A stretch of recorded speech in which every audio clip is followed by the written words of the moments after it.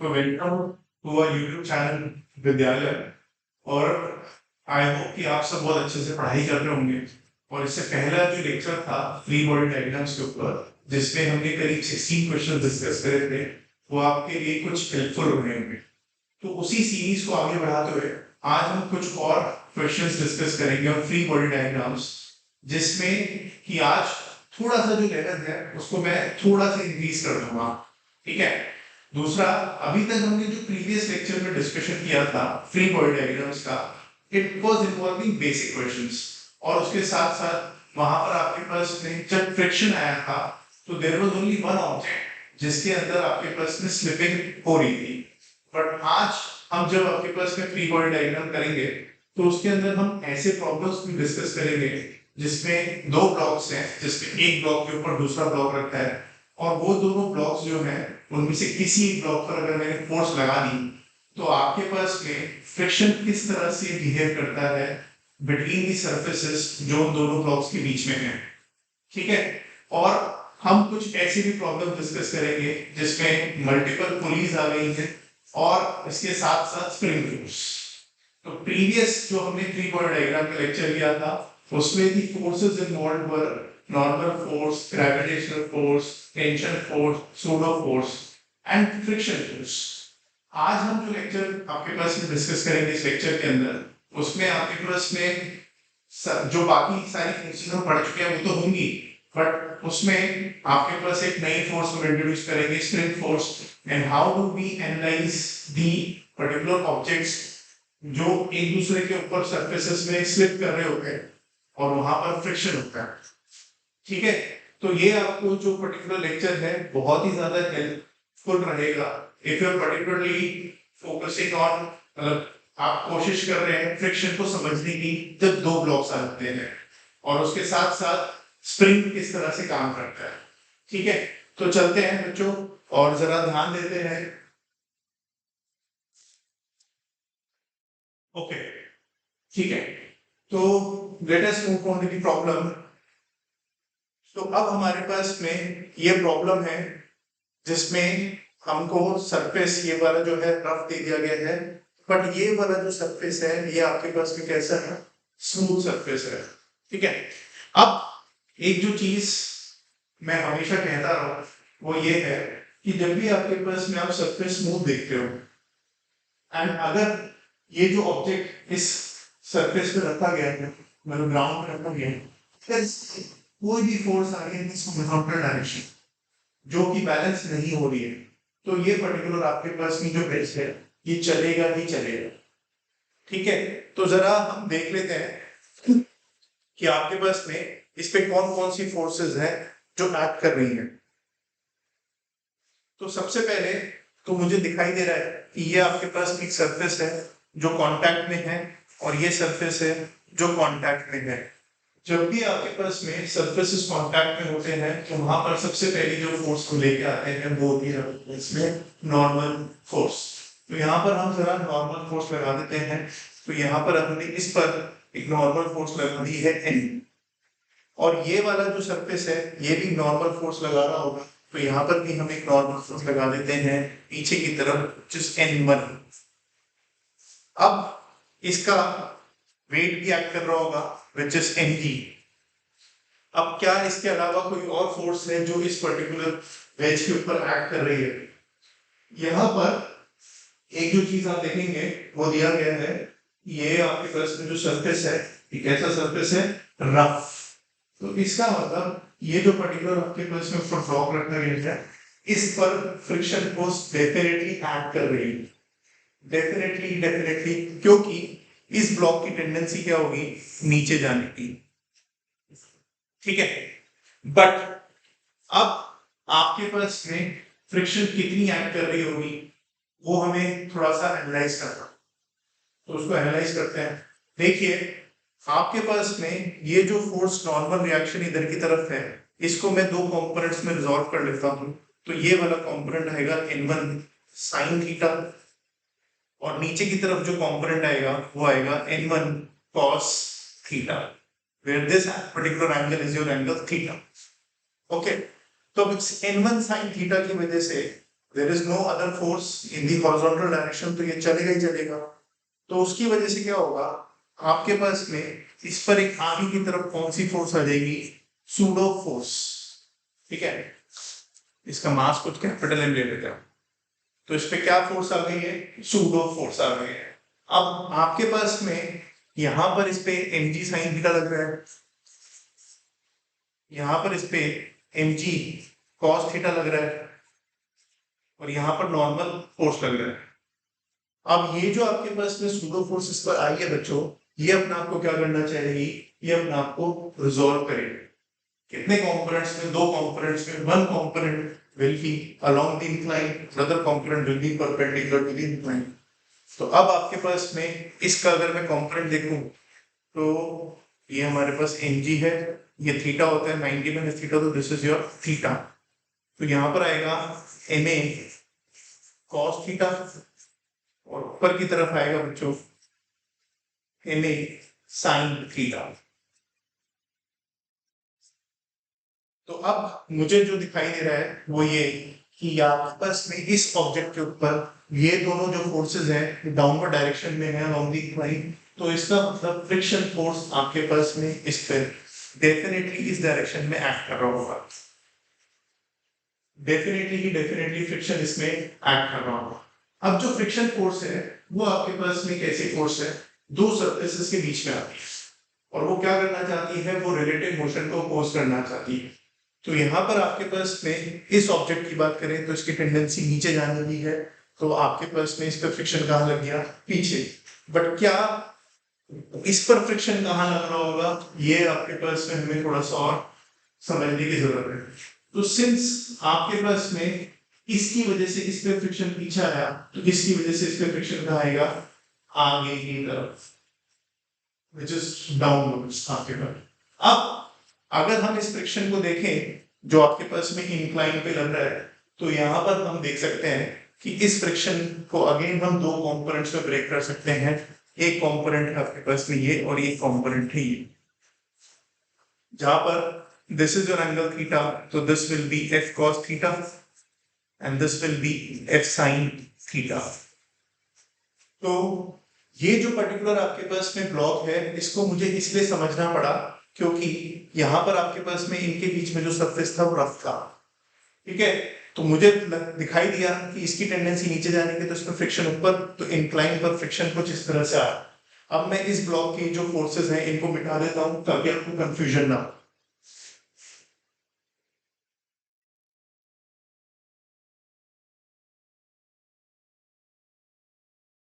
तो अब अगर हम देखें आपके पास में, क्योंकि हमें तो सिर्फ और सिर्फ फ्री बॉडी डायग्राम इसका बनाना है, तो इस पर पीछे की तरफ एक N1 फोर्स है और इस पर आगे की तरफ एक F cos थीटा फोर्स है। हो सकता है ये दोनों फोर्सेस एक दूसरे को बैलेंस करें, हो सकता है ये दोनों फोर्सेस एक दूसरे को बैलेंस ना करें। अगर ये दोनों फोर्सेस एक दूसरे को बैलेंस नहीं करेंगी तो आपके पास में ये जो ऑब्जेक्ट है ये किस तरफ एक्सेलरेट करेगा, एंड इसके ऊपर सूडो फोर्स लगना स्टार्ट हो जाएगा। और बाई चांस अगर किसी वाली फोर्स ने इसको बैलेंस कर दिया तो ये मूव नहीं करेगा, तो फिर इस पर आपके पास सूडो फोर्स नहीं है। ठीक है, तो आई होप आप लोगों को ये पर्टिकुलर चीज क्लियर हुई होगी कि फ्रिक्शन आपके पास में जब दो सरफेसेस हैं और वो दोनों आपके पास में एक दूसरे के रिस्पेक्ट में स्लिप कर रहे होते हैं, तो वहां पर फ्रिक्शन किस तरह से। ओके, चलिए अब नेक्स्ट सवाल पर आते हैं। और अब आपके पास में एक ब्लॉक के ऊपर दूसरा ब्लॉक रख दिया गया है, जहां पर अगेन जो मेंशन है कि दोनों जो सरफेसेस हैं वो कैसे हैं, आपके पास में रफ हैं। ठीक है, तो पहले मैं जरा इसको एनालाइज करता हूँ अकॉर्डिंग टू दिस फोर्स, और फिर कुछ हम डेटा भी ले लेंगे और उस डेटा से जरा हम अपने रिजल्ट्स को वेरीफाई करने की कोशिश करेंगे। तो अगर मैं इस ब्लॉक ऑफ मास m की बात करूं, तो इस ब्लॉक ऑफ मास m पर फोर्स F आगे की तरफ लग रहा है। ग्राउंड की वजह से इस पर एक ऊपर की तरफ नॉर्मल फोर्स आ रहा होगा और नीचे की तरफ एक mg फोर्स आ रहा होगा। सिंस इस ब्लॉक के ऊपर एक और ब्लॉक रखा गया है, तो उसकी वजह से भी नॉर्मल फोर्स आएगी, किस डायरेक्शन में आएगी, नीचे की तरफ आएगी, जिसको मैंने ले लिया था n1। अब सबसे पहले हमें ये देखना है कि इस ब्लॉक की टेंडेंसी कौन से सरफेस के रिस्पेक्ट में है आगे जाने। तो सबसे पहले जो हमारे पास में है वो ये है कि this block will try to slip with respect to this ground. और ये ग्राउंड आपके पास कैसा है, रफ है। तो इस ग्राउंड के रिस्पेक्ट में ये ब्लॉक कहाँ जाना चाहता है, आगे, बिकॉज इसको मैं इसके ऊपर एक फोर्स F लगा रहा हूँ। तो जब आपके पास में ये आगे जाना चाहेगा तो इस पे फ्रिक्शन कहाँ लगना चाहेगा, पीछे की तरफ। तो इस पे फ्रिक्शन पीछे की तरफ आ गया, जिसको मैं F1 ले लेता हूँ। अब अगर ये आपके पास में ब्लॉक आगे जा रहा है तो आपके पास में with respect to this block also, हाँ, आपके पास ये ब्लॉक कहाँ जाना चाहता है, आगे। तो इसके यहाँ पर सरफेस पे पीछे की तरफ लग जाएगी फ्रिक्शन। अब हो सकता है कि ये दोनों फ्रिक्शंस मिलके इस फोर्स को बैलेंस कर दें। तो आपको क्या लगेगा, आपको लगेगा कि इन दोनों फ्रिक्शंस ने मिलके इसको बैलेंस कर दिया, तो ये किस पर आ गया, रेस्ट पर। बट अगर इन दोनों के सरफेसेस में फ्रिक्शन इसके पीछे की तरफ आ गया तो इस ब्लॉक पर फ्रिक्शन कहाँ आएगा बच्चों, इस ब्लॉक पर फ्रिक्शन आएगा आगे की तरफ। तो अगर इस F को ये F1 और F2 मिलके बैलेंस कर रहे हैं तो ये तो रेस्ट पर है, बट इस पे एक आगे की तरफ फ्रिक्शन फोर्स आ गया जो इसको क्या करा देगा, मूव करा देगा। और क्या ऐसा पॉसिबल होता है, ऐसा पॉसिबल नहीं होता है, क्योंकि फ्रिक्शन जो है वो हमेशा रिलेटिव मोशन पोज करना चाहिए। तो होगा क्या, आपके पास में यहाँ पर अगर ये आपके पास में F1 F2 है, ठीक है, तो या तो आपके पास में F1 should be sufficient to balance this force. अगर F1 सफिशिएंट नहीं है इस फोर्स को बैलेंस करने के लिए, तो यहाँ पर इन दोनों के बीच में फ्रिक्शन कुछ इस तरह से एक्ट करेगा कि ये दोनों ब्लॉक्स जो हैं वो इकट्ठे आपके साथ में मूव करेंगे। ये थोड़ा सा आपका इसमें कॉन्सेप्चुअल क्वेश्चन है, तो इसलिए आपको थोड़ा सा इसका एनालिसिस देखना पड़ेगा कि अगर ये वाली जो पीछे की तरफ फोर्स है ये सफिशिएंट नहीं है इस फोर्स F के बराबर, तो फिर क्या होगा, फिर आपके पास में ये जो फोर्स F2 है ये अपनी वैल्यूज को क्या करेंगे, इस तरह से एडजस्ट करेंगे कि ये दोनों जो ब्लॉक्स हैं ये आपके पास में सेम एक्सेलरेशन से चले। ओके, यहाँ पर अब इसी पर्टिकुलर सवाल को अगर मैं आपके साथ में कुछ डेटा के साथ शेयर करूं तो करने की कोशिश करता है। सपोजली मैं यहाँ पर फोर्स F को ले लेता हूँ 20 न्यूटन्स, इस मास को ले लेता हूँ 4 kg, इस मास को यहाँ पे ले लेता हूँ 2 kg। यहाँ पर जो कोफिशिएंट ऑफ फ्रिक्शन है म्यू, उसको मैं ले लेता हूँ 0.3, और यहाँ पर जो कोफिशिएंट ऑफ फ्रिक्शन है उसको मैं ले लेता हूँ प्लस में 0.2। ठीक है, अब यहाँ पर मैंने फोर्स ऑफ जो एक्सटर्नल फोर्स लगा रखी है वो कितने न्यूटन की लगाई है, 20 न्यूटन। अब हमेशा हम सबसे पहले क्या करते हैं, ये जो सरफेस है नीचे वाला, इस पर हम मैक्सिमम वैल्यू ऑफ फ्रिक्शन लगा के देखते हैं which is known as limiting friction. वो कितनी लग सकती है वो देखते हैं। तो F1 है मेरे पास में कितनी, म्यू टाइम्स n। म्यू कितना है 0.2 और n कितना है n1 प्लस 40, n1 प्लस 40। अब n1 अगर हम देखें तो आपके पास में n1 है 20, ठीक है, तो n1 है 20, तो दिस इज 0.2 into 20 प्लस 40, तो ये कितना हो गया 0.2 into 60। नाउ इसको सॉल्व करेंगे आपके पास में, तो this comes out to be how much, 12 newton. तो यहाँ से मुझे समझ में आ रहा है कि ये यहाँ पर ये जो friction F1 between this block and ground लग रहा है ये है कितना, 12 Newton, and which is not sufficient, जो आपके पास में सफिशिएंट नहीं है इस एक्सटर्नल फोर्स को बैलेंस करने के लिए। तो अब मैं क्या करता हूँ, अब आपके पास में इस फोर्स F2 को भी जरा निकाल लेता हूँ।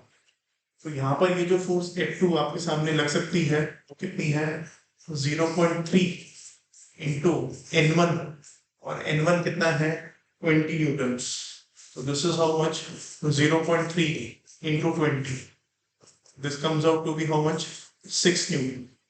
तो इसका मतलब यहाँ पर ये जो फोर्स F2 है ये कितना लग सकता है, 6 न्यूटन। तो अब आपके पास में फोर्स F1 है 12 न्यूटन और फोर्स F2 है 6 न्यूटन, दोनों मिला के कितने हो गए 18 न्यूटन, और आगे की तरफ फोर्स कितनी लग रही है 20 न्यूटन। तो अब क्या हो रहा है, अब अगर हम देखें तो ये दोनों मिलके भी 20 न्यूटन को बैलेंस नहीं कर पा रहा, तो इसका मतलब this block of mass m equals to 4 kg, ये आपके पास में आगे जाएगा ही जाएगा। ठीक है, अब ये आगे जा रहा है तो इस पे आगे की तरफ 20 न्यूटन, पीछे की तरफ कितनी है 18 न्यूटन, तो 20 minus 18 equals to mass 4 into acceleration. तो एक्सेलरेशन कितनी आ गई आपके पास में 1/2 मीटर पर सेकेंड स्क्वायर। ये आपके पास में एक्सेलरेशन आ गई नीचे वाले ब्लॉक। अब सिंस इस ब्लॉक पर ये वाला जो फ्रिक्शन है F2 पीछे लग रहा था, तो इस ब्लॉक पर F2 कहां लग गया आगे की तरफ। अब इस फोर्स F2 की वजह से देखते हैं कि इस ब्लॉक ऑफ मास 2 kg के अंदर कितनी एक्सेलरेशन है। तो आपके पास में 6 equals to mass 2 into acceleration. तो यहां से एक्सेलरेशन जो आ रही है वो आ रही है 3 मीटर पर सेकेंड स्क्वायर। अब यही सबसे बड़ी इसमें गड़बड़ है कि ये जो ब्लॉक है इस पर एक्सेलरेशन आ रही है 1/2 और ये जो ब्लॉक है इस पर एक्सेलरेशन आ रही है 3 मीटर पर सेकेंड स्क्वायर। यहाँ पर जो फ्रिक्शन आई थी वो इसके स्लिपिंग की वजह से आई थी, बट हम देख क्या रहे हैं कि यहाँ पर ये जो फ्रिक्शन आपके पास में है इस ऊपर वाले ब्लॉक को ज्यादा एक्सेलरेशन से मूव करा, और ऐसा पॉसिबल नहीं हो सकता बिकॉज फ्रिक्शन रिलेटिव मोशन को अपोज करना चाहता है, प्रोड्यूस नहीं करना चाहता। तो अब होगा क्या, यही बात जो मैं बोल रहा था कि यहाँ पर सिंस फ्रिक्शन एक सेल्फ एडजस्टिंग फोर्स होती है तो वो अपनी वैल्यू को एडजस्ट करेगी। यहाँ पर सिर्फ F2 अपनी वैल्यू को एडजस्ट करेगी सच दैट ये जो ब्लॉक ऑफ मास 2 kg और ये जो ब्लॉक ऑफ मास 4 kg है ये एक साथ एक ही एक्सेलरेशन से चले। ठीक है, ओके। तो आपके पास में अगर ये एक साथ चलते हैं तो आपके पास में जरा कैलकुलेशन देखते हैं कि फ्रिक्शन की वैल्यू कितनी लग गई है। Okay, only F2। तो मैं इसको अब आपके पास में बिठा देता हूं।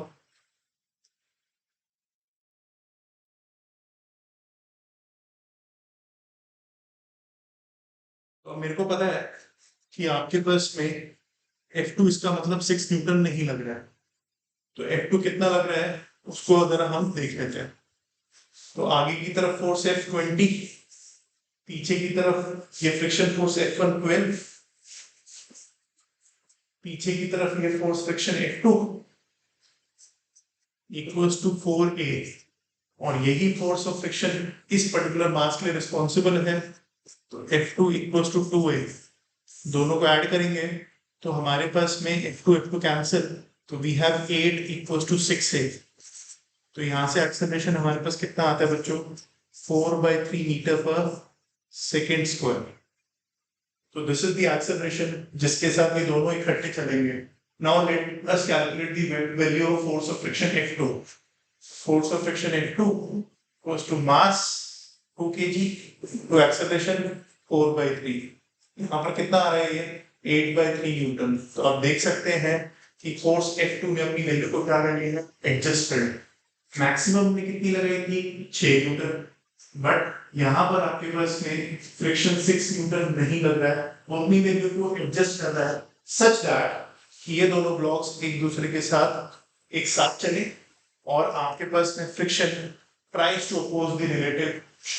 तो अब जब ये एक दूसरे के साथ सेम एक्सेलरेशन चल रहे होंगे तो यहाँ पर बस यहाँ पर जो फ्रिक्शन है वो इतना एक्ट करा कि this block moves with an acceleration of 4/3, और वही फ्रिक्शन ने इसको कितने से मूव करा दिया है विद एन एक्सेलरेशन 4/3। तो इनके बीच में रिलेटिव जो स्लिपिंग है वो क्या हो गई रुक गई।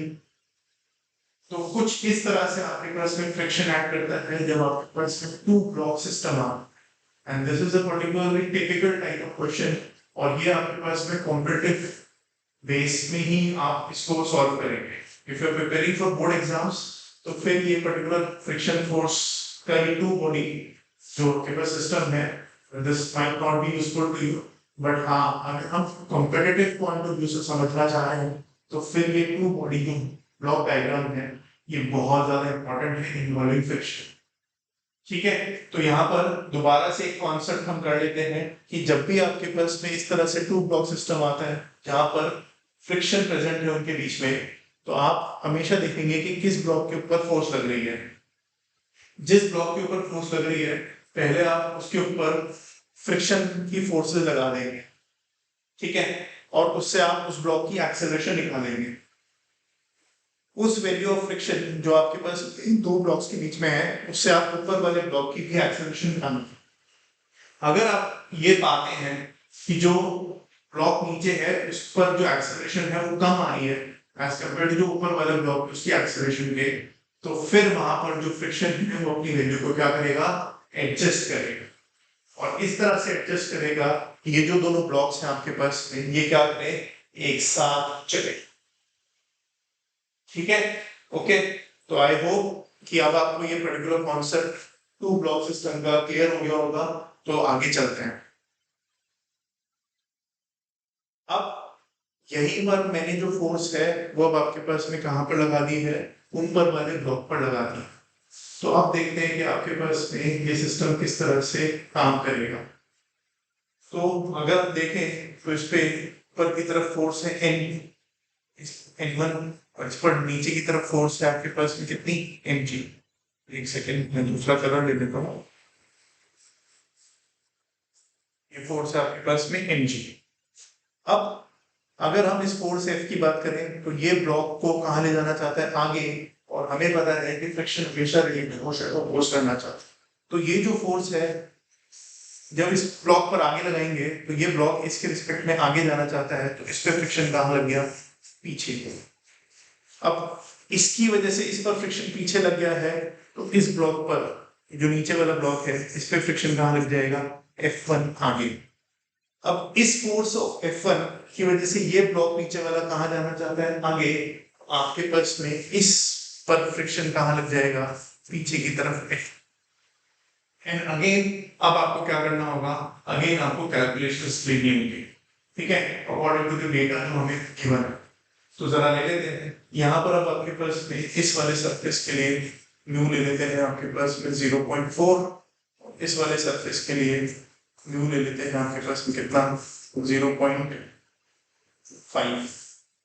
आप अपनी मर्जी से म्यू अलग अलग लेके देखिएगा और अलग अलग डिफरेंट केसेस आप सॉल्व कर सकते। ठीक है, अब मैं मास यहाँ पर अगेन वही ले लेता हूँ 2 kg, और यहाँ पे मास ले लेता हूँ 4 kg, और ये जो फोर्स है मैंने दिखाई है 20 न्यूटन की। तो अब सबसे पहले ऊपर वाले ब्लॉक ऑफ मास 2 kg की बात करूं तो उस पर फ्रिक्शन फोर्स पीछे, तो 20 minus friction F1 equals to 2 into a। अब F1 की बात करेंगे तो F1 कितना है, F1 होगा म्यू टाइम्स N1। म्यू है 0.4 और N1 है 20, this is coming out to be 8 newton. तो अब अगर मैं देखूं यहाँ पर तो 20 माइनस 8 इक्वल्स टू 2a, तो acceleration is coming out to be 6 metre per second square. तो acceleration of the upper block is coming out to be 6 metre per second square, जहां पे फोर्स F1 आपके पास कितनी लग रही है, 8 न्यूटन की फोर्स लग रही है।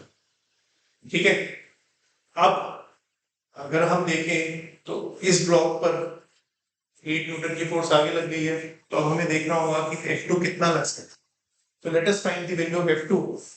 F2 इक्वल्स टू म्यू मैं 0.5 और आपके पास में नॉर्मल फोर्स N जो आएगा वो आएगा 20 प्लस 40 60, तो 0.5 इंटू 60 ये गया, दिस इज 30 न्यूटन। तो अब आप क्या देख रहे हैं कि यहाँ पर आपके पास में F1 कितना था 8 न्यूटन, बट F2 मैक्सिमम कितना लग सकता है 30 न्यूटन। तो अब फ्रिक्शन यहाँ नीचे वाले सरफेस पे क्या करेगा, अपनी वैल्यू को एडजस्ट करेगा और कितनी लगा देगा, 8 न्यूटन ही लगा देगा, सच दैट ये वाला ब्लॉक इस पर रहे, रेस्ट पर रहे, और ये ऊपर वाला ब्लॉक आपके पास क्या कर जाएगा, मोशन में चला जाए, and it will start accelerating with an acceleration of 6 metre per second square. ठीक है, तो यहाँ पर हमने देखा कि यहाँ पर जो नीचे फोर्स ऑफ फ्रिक्शन है ये आपके पास में 30 न्यूटन मैक्सिमम ले सकती है, बट यहाँ पर कितनी लग रही है, 8 न्यूटन। तो अब ये अपनी वैल्यू को एडजस्ट करेगा in order to oppose the relative motion, कितनी लगा लेगा 8 न्यूटन। तो ये जो ब्लॉक है ये रेस्ट पर रहेगा और ये आपके पास में आगे की तरफ एक्सेलरेट करता है। ठीक है, सपोजिटली प्रीवियस जो हमने क्वेश्चन किया उसी का अगर हम लेते कि इसकी एक्सेलरेशन कम आती और इसकी एक्सेलरेशन को ज्यादा जाती, considering the values of F1 and कुछ मैं ऐसी वैल्यूज आपको देता कि ये जो नीचे वाला ब्लॉक है जिसपे मैंने फोर्स नहीं लगाई है, उसकी फ्रिक्शन की वजह से जो एक्सेलरेशन आ रही है वो ज्यादा आ जाती है और ऊपर वाले की एक्सेलरेशन कम। तो फिर मैंने क्या बताया है, फिर मैंने बताया कि यहाँ जो आपके पास में इन दोनों सरफेसेस हैं, यहाँ पर फ्रिक्शन अपनी वैल्यू को क्या करता हूँ, एडजस्ट करता। और एडजस्ट करना किस लिए चाहता है वो, ताकि दोनों के बीच में रिलेटिव मोशन ना हो। तो वो क्या करता, अपनी वैल्यू को एडजस्ट करता और ये दोनों ब्लॉक्स ही आपके पास क्या करते हैं, इकट्ठे चलते हैं। This is how friction behaves when you are dealing with two block system. Okay, ठीक है। You can also have 3 block system, you can also have 4 block system. और इस पर्टिकुलर तरह का जो सिस्टम है वो आपको मैच द फॉलोइंग में भी दिया जा सकता है। तो जब मैं IIT एग्जाम में प्रिपेयर हुआ था तो मेरे में एक मैच द कॉलम आया था जिसमें 3 ब्लॉक सिस्टम आया था। और उस 3 ब्लॉक सिस्टम में उन्होंने हमें 4 डिफरेंट केसेस दे रखे थे कि नीचे वाले ब्लॉक पर फोर्स लगाई, बीच वाले ब्लॉक पर फोर्स लगाई और ऊपर वाले ब्लॉक पर फोर्स लगाई। तीनों जो सरफेसेस थे आपके पास ब्लॉक्स के, उनमें फ्रिक्शन भी अलग अलग था। तो इस तरह के क्वेश्चन आते हैं आपके पास में जब आप जेई एडवांस की बात करते हैं। और अगर जेई मेंस की बात कर रहे हैं तो this is a particular type जो आपको आस्क करता है ब्रांच। ठीक है, तो you need to particularly focus on these types of questions. और आप खुद से अलग अलग वैल्यूज ऑफ फोर्स लगा के देखिए, अलग अलग कोएफिशिएंट्स ऑफ फ्रिक्शन लेके देखिए और फिर भी कैलकुलेशंस करके देखिए। ठीक है, क्लियर है। चलिए अब नेक्स्ट क्वेश्चन पे चलते हैं। और अब आपके पास में बड़ा ही आसान सा सवाल है जहां पर कि आपके पास में ब्लॉक ऑफ मास है, it is kept in a lift which is moving with constant velocity. तो हमने लास्ट जो आपके पास में फ्री बॉडी डायग्राम्स का लेक्चर किया था उसमें भी हमने कुछ ऐसे केसेस किए थे। यहाँ पे मैंने आपको 2 तरह के फ्रेम ऑफ रेफरेंसेस बताए थे, एक इनर्शियल फ्रेम ऑफ रेफरेंस और एक non inertial frame of reference. तो ताकि आप भूल ना जाए उस पर्टिकुलर कॉन्सेप्ट, तो इसलिए मैंने यहाँ पर दोबारा से उस कॉन्सेप्ट के ऊपर 2 क्वेश्चंस लिए हैं। ठीक है, which is the block kept in a lift which is moving with constant velocity and दूसरा होगा block kept in a lift which is accelerating। तो यहाँ पर जब भी आपके पास में कोई एक ब्लॉक या किसी भी ऑब्जेक्ट को हम ऑब्जर्व करते हैं किसी फ्रेम ऑफ रेफरेंस से जो कि रेस्ट पर होता है या फिर कांस्टेंट वेलोसिटी से चलता है, उसको हम बोलते हैं इनर्शियल फ्रेम ऑफ रेफरेंस। उसमें आपके पास में जैसे आप फ्री बॉडी डायग्राम बनाते हैं बिल्कुल उसी तरह से फ्री बॉडी डायग्राम बनाओगे, जहां पर इस पर एक ब्लॉक ऑफ मास, इन पर नॉर्मल फोर्स लगेगी और mg लगेगी एंड नेट फोर्स आपके पास कितनी हो जाएगी इसमें, 0, because normal force is balanced by gravitational force. So this is an inertial frame of reference because it is going up with a constant velocity। इसी में सेकंड पार्ट अगर हम इसका देखें तो यहाँ पर अब आपके पास में ये क्या कर रहा है, एक कांस्टेंट एक्सेलरेशन से ऊपर की तरफ जा रहा है। तो जब ये कांस्टेंट एक्सेलरेशन से ऊपर की तरफ जा रहा है तो ये जो ब्लॉक है ये किस तरह के फ्रेम ऑफ रेफरेंस में रखा है, या आपके में एक non inertial frame of reference में रखा है। और जब भी हमारे पास में non inertial frame of reference के रिस्पेक्ट में हम किसी भी ऑब्जेक्ट को ऑब्जर्व करते हैं तो उस पर एक फोर्स आती है जिसको हम लेते हैं सूडो फोर्स। ओके, और सूडो फोर्स कहाँ लगती है, ऑलवेज ऑपोजिट द एक्सेलरेशन। तो यहाँ पर क्या होगा, ये n लगेगा, यहाँ पर mg लगेगा और अब इसी के ऊपर आपके पास में सूडो फोर्स लग जाएगी नीचे की तरफ, where now the normal force will be equals to mg plus na। तो आपके पास में नॉर्मल फोर्स यहाँ पर आपके पास में किसके बराबर आ गई है, mg और na दोनों के सम के। तो इसी को हम बोलते हैं apparent weight of a man in a lift। apparent weight,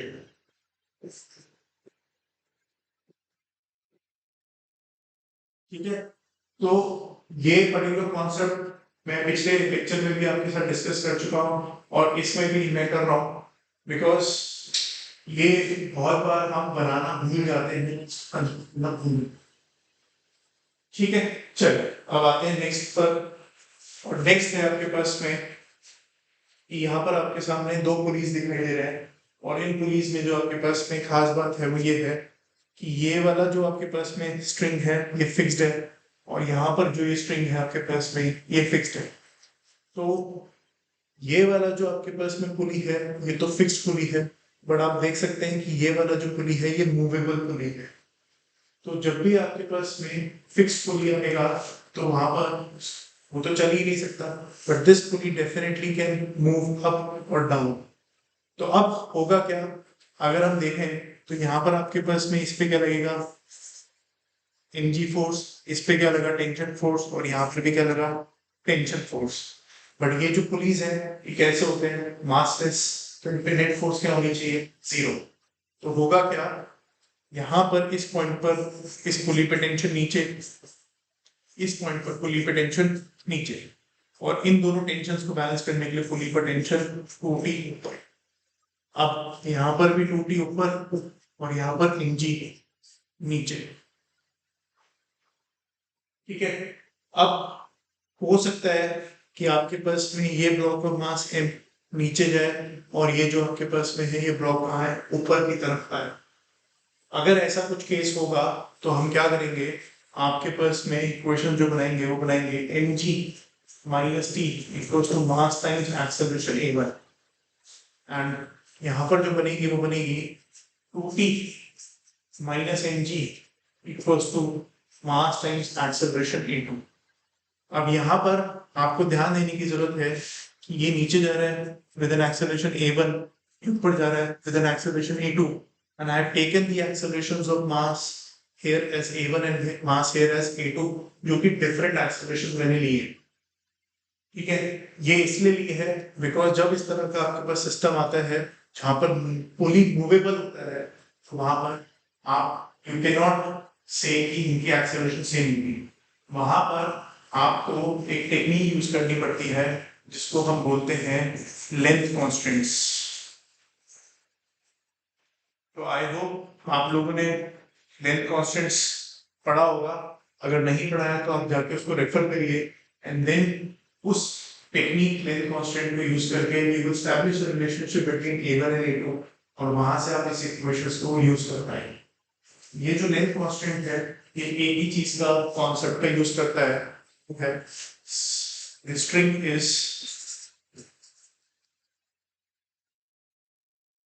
inextensible। तो ये जो पर्टिकुलर आपके पास में कॉन्सेप्ट है जो आप पहले ही लेके चलते हैं इसको वो यूज करता है। तो इसका मतलब जो भी आप रस्सी यहाँ पर या रोप ले रहे हैं उसकी लेंथ हमेशा क्या रहेगी, फिक्स्ड रहेगी। तो अगर ये ब्लॉक ऊपर जा रहा है, इस रोप की आपके पास में लेंथ कम हो रही है, तो डेफिनेटली इस रोप की जो यहाँ पे लेंथ है वो बढ़ रही होगी और उसकी लिए जो पुली है उसको क्या करना पड़ेगा, नीचे जाना पड़ेगा। ठीक है, तो यहाँ पर मैं अभी आपके साथ लेंथ कांस्टेंट डिस्कस नहीं कर रहा हूँ, ये कॉन्सेप्ट आप रेफर करिए and you can definitely establish the relationship between a1 and a2। अगर आपको लेंथ कांस्टेंट का कॉन्सेप्ट समझना है तो आप कमेंट सेक्शन में पर्टिकुलरली ड्रॉप कर सकते हैं कि want a video on length constants, तो definitely I will get back to you with a video on this particular concept. ठीक है, ओके, चलिए अब नेक्स्ट पे चलते हैं। और अब यहाँ पर आप देख रहे हैं कि again you have quite many police, जहाँ पर ये वाला जो पुली है ये आपके पास में हमें पता है कि कैसी है, फिक्स्ड है। वेराज ये जो दोनों पुलिस है ये आपके पास क्या कर सकती है, ये मूव कर सकती है। अगर मैं इस पर यहाँ पर देखूं तो यहाँ पर आपके पास में mg फोर्स लगा, यहाँ पर इस पे टेंशन T, तो यहाँ पर भी टेंशन T। अब referring to the previous case यहाँ पर टेंशन 2T, तो ये सेम ही स्ट्रिंग है तो यहाँ पर भी टेंशन 2T। अब ये 2T और ये 2T, तो यहाँ पर टेंशन 4T और यहाँ पर भी आपके पास में टेंशन कितनी, 4T, और यहाँ पर mg। अब समझ में आ रहा है कि आपके पास में ये ब्लॉक अगर नीचे जाएगा तो ये ब्लॉक कहाँ जाएगा, पर, बिकॉज इस पर इसकी जो डाउनवर्ड मोशन को रेजिस्ट करने के लिए सिर्फ एक ही टेंशन लग रही है, बट वहीं पर यहाँ पर अब इस ब्लॉक के ऊपर आपके पास T2T4T 70 टेंशन आ गई हैं इसमें। तो डेफिनेटली ये जो 70 है इस फोर्स mg से ज्यादा होगी, तो ये ऊपर जाएगा और ये नीचे जाएगा, where these two pulleys are also movable। तो अगर मैं बोलता हूँ कि इस ब्लॉक की एक्सेलरेशन नीचे की तरफ कुछ a1 है और इसकी कुछ a2 है, तो अगेन अगर मैं इक्वेशन लिखूंगा mg minus t equals to n times a1, and then we have 70 minus mg equals to n times a2. Now again we will have to develop a relationship between a1 and a2 by using length constants. ठीक है, तो जहां पर भी police movable रहते हैं इस तरह के प्रॉब्लम्स में और ब्लॉक्स होते हैं जो मूव कर रहे होते हैं, वहां पर आपको उन ब्लॉक्स की एक्सेलरेशंस को अलग अलग लेना होगा, and you will have to use the technique of concept of length constants. ठीक है, चलिए अब आते हैं नेक्स्ट पर, और अब हम किस पर आ गए हैं, स्प्रिंग पर। तो मैंने बोला था at the start of this lecture कि we will be discussing another force today and which is spring force. और यहाँ पर अब आपको क्या दिया गया है, आपके पास में इक्विलिब्रियम दिया गया है, और इक्विलिब्रियम का मतलब क्या होता है, नेट फोर्स जीरो। तो यहाँ पर अगर हम देखें तो इस पर mg कहाँ लग रहा है, नीचे की तरफ, और अब आपके पास में जो स्प्रिंग फोर्स है वो कहाँ लगेगा, ऊपर की तरफ, जिसको मैं fs ले लेता हूँ। बिकॉज ये जो mg है ये स्प्रिंग को कंप्रेस करना चाहेगा, तो स्प्रिंग इसके ऊपर फोर्स बाहर की तरफ लगाना, एंड वी नो जो स्प्रिंग फोर्स होती है आपके पास में वो कितनी होती है, k टाइम्स x। तो यहाँ पर kx will be equals to mg, तो यहाँ से x कितना आ गया, mg बाय k। तो this will be the particular compression in the spring, अगर ये हमें दे दिया गया है कि किस पर है, इक्विलिब्रियम पर है। ठीक है, ओके, चलिए नेक्स्ट पर आते हैं। और अब आपके पास में दो ब्लॉक्स हैं, मास m, जहां पर ये दिया गया है कि आपके पास में इसको मैंने कुछ x1 एक्सपैंड करा है और इसको मैंने कुछ x2 एक्सपैंड करा है, बट दोनों ही ब्लॉक्स आपके पास में एक ही स्प्रिंग से कनेक्टेड। तो याद रखिए कि जो स्प्रिंग के अंदर फोर्स डेवलप होती है kx, वो बिल्कुल आपके पास में टेंशन फोर्स की तरह ही है। The only difference is कि जो टेंशन फोर्स है वहां पर वो inextensible nature of the spring की वजह से आती है, whereas यहाँ पर जो फोर्स आती है वो आपके पास में इलास्टिसिटी ऑफ द स्प्रिंग की वजह से आती है। जो स्प्रिंग है वो इलॉन्गेट हो सकता है, but due to its elastic nature वो वापस अपनी पोजीशन पे आना चाहिए। तो अब यहाँ पर भी जो स्प्रिंग्स हम कंसिडर करेंगे वो आपके पास कैसे होंगे, मासलेस। तो जब भी हम स्प्रिंग्स मासलेस की बात करते हैं, तो या किसी भी ऑब्जेक्ट मासलेस की बात करते हैं, तो उसके अंदर फोर्स कितनी होती है, जीरो होती है। तो इसका मतलब यहाँ पर इस ब्लॉक पर जो स्प्रिंग फोर्स आएगी वो कितनी आएगी, k times x1 plus x2, because spring के अंदर जो टोटल इलॉन्गेशन आ रही है वो कितनी आ रही है, x1 एंड x2। तो इससे कोई फर्क नहीं पड़ता कि आपने एक एंड ऑफ द स्प्रिंग को x1 खींचा है, दूसरे एंड ऑफ द स्प्रिंग को x2 से खींचा है, तो उस एंड पर x1 की वजह से आएगी, उस एंड पर x2 से है, ऐसा नहीं होता। स्प्रिंग के अंदर जो फोर्स आती है वो टोटल इलॉन्गेशन या टोटल कंप्रेशन के हिसाब से आती है। तो इसीलिए यहाँ पर जो आपके पास में स्प्रिंग फोर्स है वो आएगी k x1 प्लस x2, और यहाँ पर भी जो स्प्रिंग फोर्स आएगी वो आएगी k x1 plus x2। Okay, और बाकी फोर्सेस तो हमें पता ही है, इस पे नॉर्मल फोर्स, इस पे नीचे की तरफ mg फोर्स, इस पे नॉर्मल फोर्स, और इस पर mg फोर्स, ये तो हमें पता ही है। तो ये इसका फ्री बॉडी डायग्राम बन गया है। चलिए अब नेक्स्ट सवाल पर चलते हैं। अब आप देख सकते हैं कि यहाँ पर आपके पास में ये ब्लॉक ऑफ मास m है, ये ब्लॉक ऑफ मास m है, और ये आपके पास में स्प्रिंग है जो कि बेसिकली आपके पास में इलोंगेट होना चाहेगा in order to bring these two blocks in equilibrium. Since इस पर्टिकुलर सवाल में दोनों ही जगह सेम मास है, तो ये सिस्टम किस में रहेगा, इक्विलिब्रियम में रहेगा, where the particular masses will not move. But यहाँ पर इस पर mg फोर्स हो गया डाउनवर्ड, तो इस पे टेंशन T ऊपर, यहाँ पर भी इस पे mg फोर्स हो गया डाउनवर्ड, तो इस पे टेंशन T। अब अगर इस पॉइंट की बात करें तो इस पर टेंशन T इधर और इस पर टेंशन T इधर। तो आपके पास में जो स्प्रिंग है उसके अंदर आपके पास में कुछ फोर्स डेवलप होगी, और वो फोर्स कितनी डेवलप होगी, वो फोर्स डेवलप होगी आपके पास में के एक्स। तो अगर इस पॉइंट की बात करूं तो इस पॉइंट पर के एक्स ऐसे, और इस पॉइंट पे बात करूं तो इस पॉइंट पर आपके पास के एक्स ऐसे, जहां पर कि आपके पास में mg किसके बराबर है, p के बराबर है, और फिर t किसके बराबर है, kx के बराबर। तो आपके पास में अगर मेरे पास ये मास सपोजिटली 10 kg का है, तो mg कितना हो गया, 100 न्यूटन। तो स्प्रिंग की जो रीडिंग होगी आपके पास में kx, वो भी आपके पास कितनी होगी, 100 न्यूटन की ही होगी। ऐसा नहीं होगा कि यहाँ पर भी मास m है, यहाँ पर भी मास m है, उन दोनों का सम कर दिया, ऐसा नहीं है।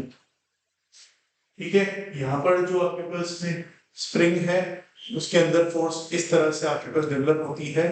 यहाँ पे इस एंड पर भी जो फोर्स है वो 100 न्यूटन है, और इस एंड पर भी जो फोर्स है वो 100 न्यूटन। क्लियर है? ठीक है, चलिए नेक्स्ट पर आते हैं। और अब आपके पास में यहाँ पर आपको दिख रहा है कि ये 3 ब्लॉक्स हैं, और इन तीनों ब्लॉक्स का हमें फ्री बॉडी डायग्राम बनाना है। where I know this particular system again will be equilibrium because spring है, where spring can elongate and bring the masses in equilibrium।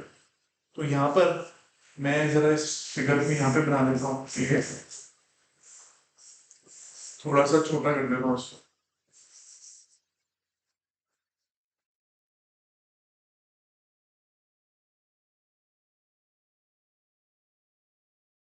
okay।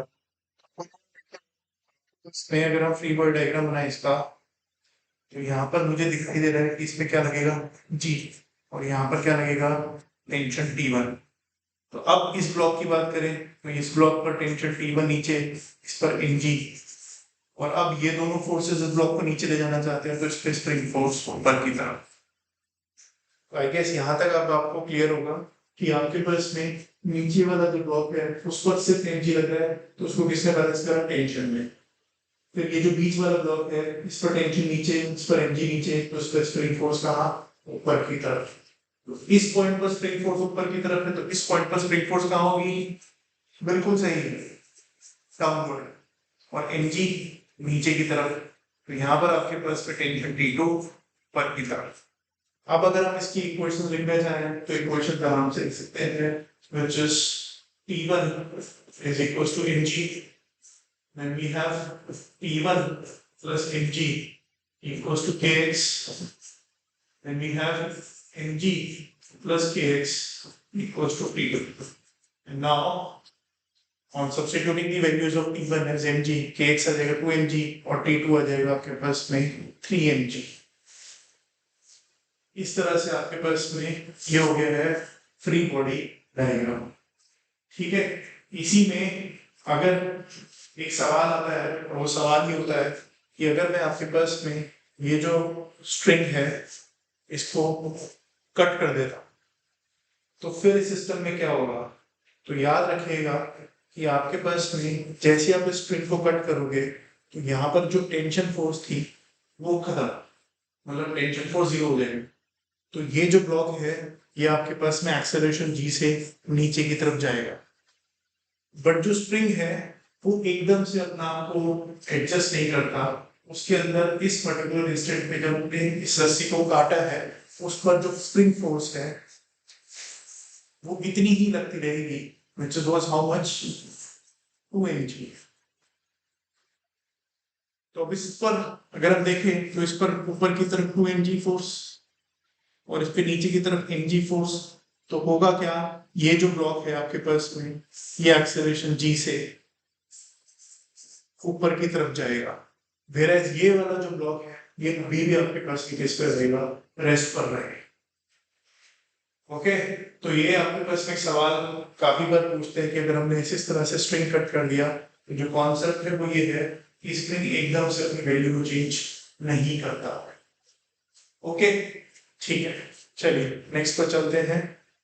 और अब आप अगेन देख रहे हैं कि आपके पास में ये इक्विलिब्रियम में है, इक्विलिब्रियम में तो हमें पता है कि यहाँ पर आपके पास में फोर्स mg, तो यहाँ पे टेंशन T, तो यहाँ पर टेंशन T, तो इस पॉइंट पर नीचे की तरफ टेंशन T, नीचे की तरफ टेंशन T, और ऊपर की तरफ kx। सिंस इक्विलिब्रियम में है तो एक फोर्सेस एक दूसरे को बैलेंस कर रही होंगी, तो यहाँ पर ये जो फोर्स है mg ये किसके बराबर होगी, टेंशन T के बराबर, और ये जो फोर्स kx है ये किसके बराबर होगी, 2t के बराबर। तो ये आपके पास में इसका फ्री बॉडी डायग्राम बन। ठीक है, नेक्स्ट सवाल में चलते हैं।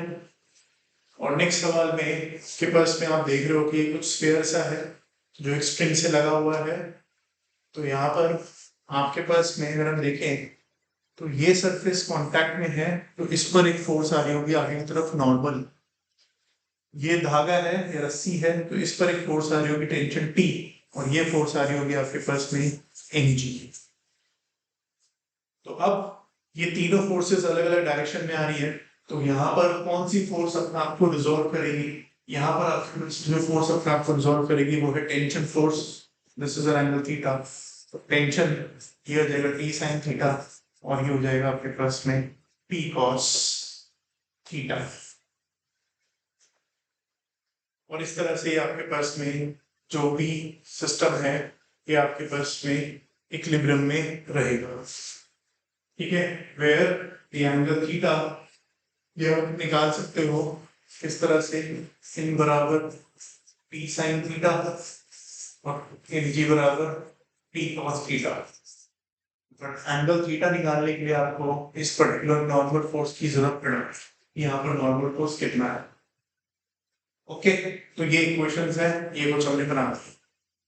चलो, अब ये एक आपके पास में प्लैंक है जो इस तरह से इस पे दिया गया है, रेस्ट पर है, तो अगेन रेस्ट पर है तो नेट फोर्स कितनी होगी, 0। तो इस पर अगर हम आपके पास में इसका फ्री बॉडी डायग्राम बनाना चाहें तो देखिए कैसे बनाते हैं। यहाँ पर इस पे डाउनवर्ड फोर्स लग रही है mg। अब ये एक कांटेक्ट है, तो यहाँ पर एक नॉर्मल फोर्स आ रही है ऊपर की तरफ n1, और यहाँ पर भी आप अगर आप देखेंगे यहाँ पर एक कांटेक्ट है, तो यहाँ पर फोर्स आएगी आपके पास n2। अब दिया तो यही है कि भैया रेस्ट पर है, अब रेस्ट पर है तो हमें पता है नेट फोर्स क्या होनी चाहिए, 0। But what we are seeing here is यहाँ पर ये जो mg और n1 है ये तो ऑपोजिट है, तो ये एक दूसरे को कैंसिल कर सकते हैं। But what about this force n2, तो what about this force n2, तो हमारे पास n2 एंगल बना रहा है। अगर मैं इस एंगल को थीटा ले लूं तो मेरे को पता है कि ये वाला एंगल आपके पास कितना हो जाएगा, theta this is 90 minus theta. तो ये वाला जो कंपोनेंट आएगा ये आएगा n2 sin थीटा, और ये आएगा n2 cos थीटा। तो अब मुझे समझ में आ रहा है कि ये जो ऊपर n2 cos थीटा और n1 है ये mg से बैलेंस हो रही है, n2 cos theta plus n1 mg से बैलेंस हो रही है। But what about this force n2 sin theta, तो ये जो फोर्स n2 sin थीटा है इसको एक ही फोर्स बैलेंस कर सकती है, और वो फोर्स कौन सी है, सोचिए कौन सी फोर्स हो सकती है। जब आपके पास में एक ऑब्जेक्ट है, रेस्ट पर रखा है, सरफेस इज गिवन है, तो वो एक ही मात्र फोर्स है जिसका नाम है फ्रिक्शन फोर्स, और वो फ्रिक्शन फोर्स आपके पास कहाँ एक्ट करेगी, इस डायरेक्शन में एक्ट करेगी। सिंस अब यहाँ पर हमको मेंशन नहीं था कि जो सरफेस है स्मूथ है रफ है, तो हमें ये क्वेश्चन एनालाइज करा और हमें देखने को मिल रहा है कि भाई कंडीशन क्या है, नेक्स्ट तो इसको बैलेंस करने के लिए कोई फोर्स आनी चाहिए, और वो फोर्स आपके पास कौन सी है, फ्रिक्शन फोर्स। ठीक है, क्लियर है। तो अगर नहीं भी दिया जाए तो भी हम प्रेडिक्ट कर सकते हैं कि किसी पर्टिकुलर सरफेस पे आपके पास फ्रिक्शन फोर्स लग रही है नहीं लग रही, बट कंडीशन कि वहां पर स्मूथ वर्ड नहीं लिखा होना चाहिए। ओके, चलिए शायद लास्ट क्वेश्चन है, बिल्कुल लास्ट क्वेश्चन है, और इसमें आपके पास में देख रहे हो कि प्लान कुछ इस तरह से रखा गया है। अगेन बोल दिया गया है कि आपके पास में रेस्ट पे है, तो again we have to predict कि भैया यहाँ पर आपके पास में कौन कौन सी फोर्सेस है और रेस्ट पर रखने के लिए क्या फ्रिक्शन है। तो अगेन बना लेते हैं इसको। तो अब आपके पास में यहाँ पर आ गई फोर्स mg, और यहाँ पे फोर्स आ गया आपके पास में कौन सा, n1। अब ये सरफेस है तो इसके परपेंडिकुलर अब आपके पास में ये आ गया फोर्स n2। तो अब अगेन हम सोच सकते हैं कि mg को तो कौन बैलेंस कर ले, n1 बैलेंस कर ले। तो mg को अगर n1 ने बैलेंस कर लिया तो आपके पास में किस पर आ गया, रेस्ट पर आ गया in the vertical direction. But n2 को कौन बैलेंस करे, n2 को बैलेंस करने के लिए अगेन आपके पास में क्या आएगा, फ्रिक्शन फोर्स आएगा।